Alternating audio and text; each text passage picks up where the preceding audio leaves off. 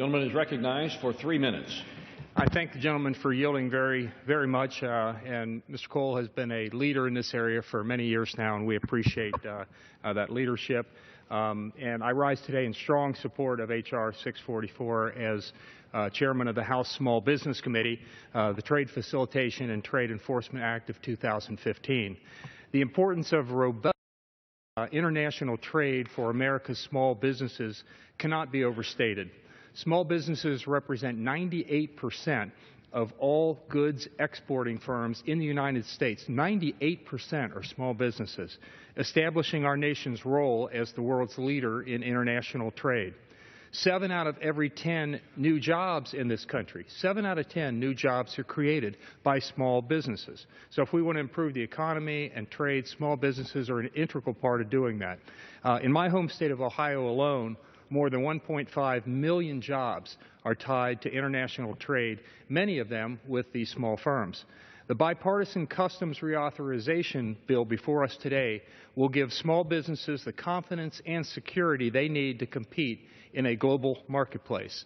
Specifically, it accomplishes this important goal by making sure international trade agreements are working to benefit America's small businesses and the employees of those small businesses. That's why I'm pleased that this finished bill incorporates language that our committee helped to craft to ensure we're doing everything we can to keep the doors of trade open to small businesses. And we've done this in that committee in general in a bipartisan fashion.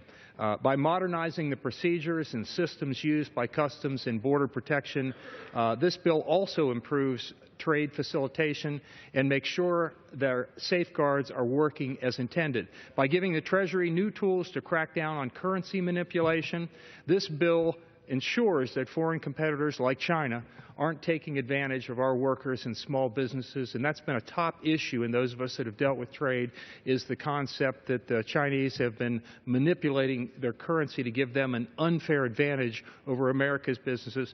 This bill helps to deal with that. By empowering the CPB and the Department of Commerce, this bill will make it easier to hold bad actors accountable when they engage in unfair or evasive trade practices. Mr. Speaker, this is truly common sense legislation that will help America's small businesses at a time when they need our help to compete in the era of globalization.